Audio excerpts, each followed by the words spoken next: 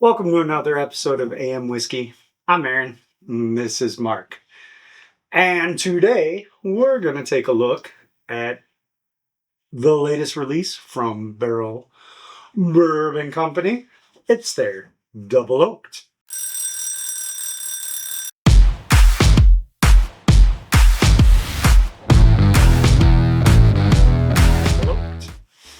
Is that a double oaked or just a double oaked? Just a double oaked. Just a double oaked. This is their foundation bourbon that they then finish in a secondary oak barrel. And surprisingly, it's the same price as the foundation, $50. Really? Yeah, For some extra finishing. for some extra finishing. It's surprising, especially in this day and age.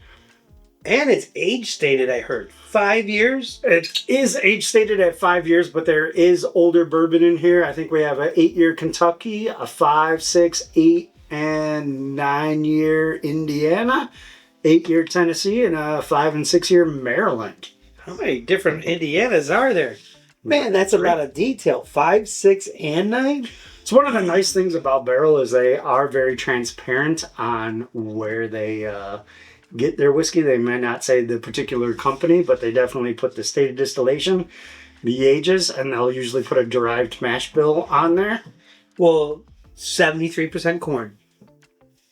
23% rye. 4% malted barley. Man, that's a lot of detail on this here bottle. And, I mean, it's... Geez Louise, that's like 3/4 of the Union. That's And a lot of years. That's That's a lot of different whiskeys in this here batch, eh? yeah. And that's one thing Barrell's very good at is blending whiskeys together. They get a bunch of whiskey, blend it together. And I like the details on the bottle. For the whiskey nerd, that's pretty cool. In a day and age where some people don't want to tell you anything about the whiskey in the bottle, you know they're not making it themselves. Kind of a lighter amber, like not the darkest double oak I've ever seen, but maybe not the lightest. The nose has a lot going light on. amber. Might smell a hint of Tennessee in here. Hey, this one actually works on the nose. Yeah, this one. Like, this is a good nose. There's a lot going on. There is a lot going on. I get some I got a barrel influence. I do get some minerality. Yeah. I get some honey. A little bit of floral notes. Yeah.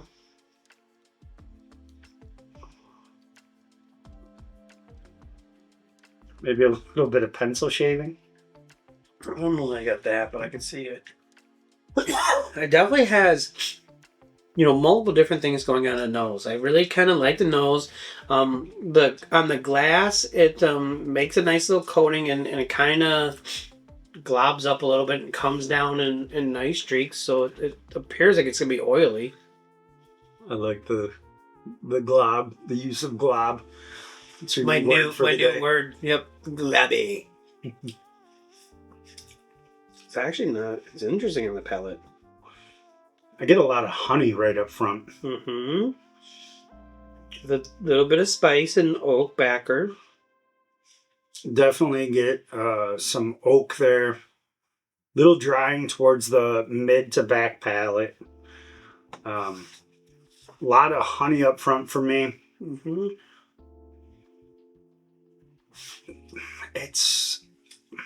It is got a fair amount of oak in that mid and back palate. Yep, that mid and back palate It's is... surprising amount. And it's lasting for a while. Mm-hmm. And the honey rides with it a really long time. Honey's still sitting on the tip of my tongue.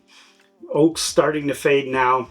Honey just starts to dissipate. That's a pretty long finish for a $50 5-year. Yeah, a $100 bottle. This isn't $80 to $100. That's $50 out the door. Well, you're right. 100 proof. I meant 100 proof. 100 proof. Sorry, I didn't mean dollars. 100 proof. I misspoke. I apologize.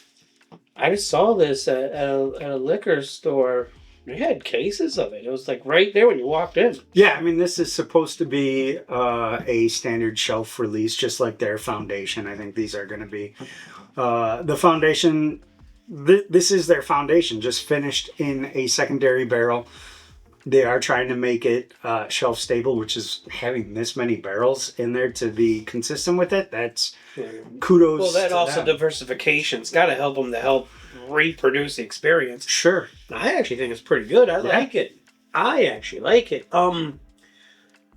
It's not the most complex whiskey, but those It's really doing two things. the nose was more complex than the palate to me. Mm-hmm. Again, I'm really getting that honey up front, maybe going to a little bit of vanilla towards the side of the palate. And then the mid to back palate just rides with a nice sweet oak. Kind of dries out as it starts to linger. It is surprisingly maybe a touch drying. That's why I cleaned everything and rinsed everything off. I want to see what it's like on the fresh pour. Right, just to make sure my palate isn't getting tired from previous pours. I mean, it's now 8:30 in the morning, so we have been drinking for a few hours.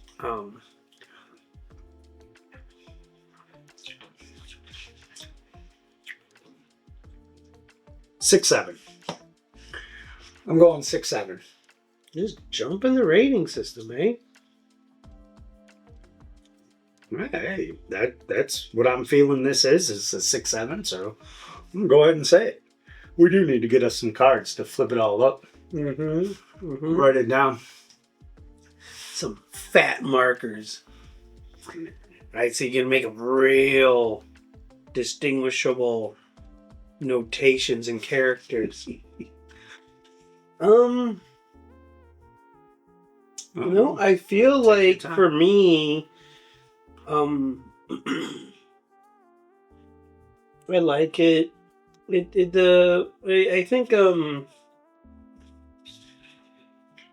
think after 2 pours, I'm done with it because of the oak finish to it.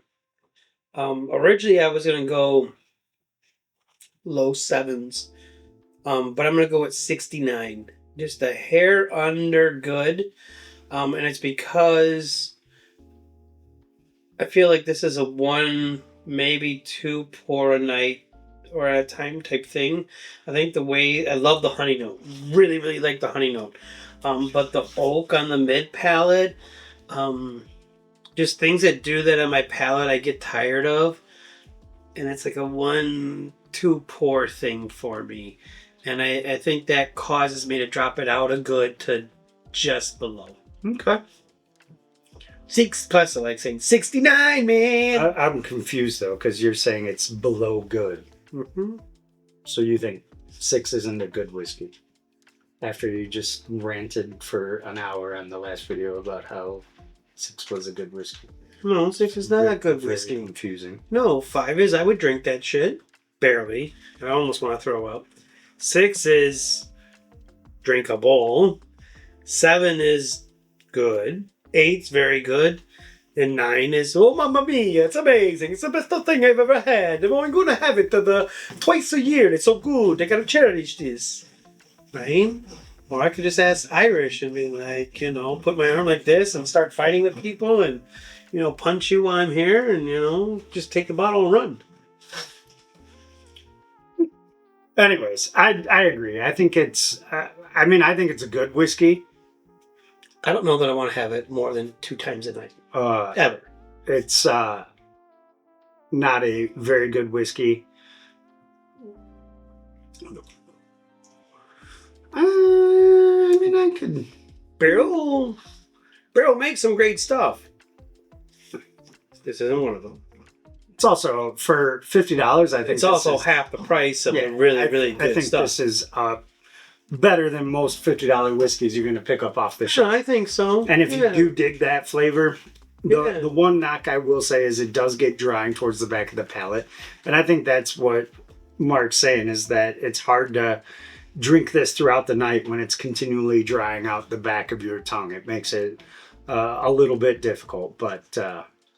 thank you for clarifying. I definitely it's really well said. Would say that it's a good whiskey. I wouldn't say that it's not a good whiskey. It's a rating thing, right? Yeah. Look, if it's below 5, don't drink it. Somebody doesn't read the rating system on our videos. That's fine. Anyways. We have a rating system for the videos? Yeah.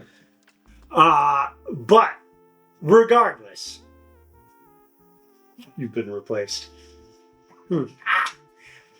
Upgrade, huh? Oh, it's just maybe foreshadowing. Hmm. Maybe foreshadowing. Anyways, thanks for joining us for this edition of AM Whiskey. Please like, comment, subscribe. We really appreciate the support. And as always, Keep the whiskey flowing. cheers. Cheers.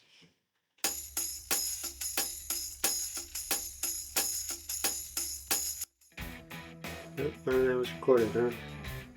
The first part wasn't. A single thing I just did before. No, that second part wasn't. That was a great song. It was terrible. Horrible.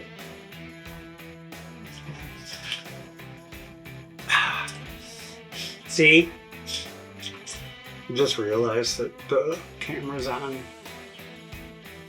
1080p and not 4K. We're fuzzy. Really? Yeah, because I changed it for the live stream. Mm. And change it back. You want to redo the videos? We're fine.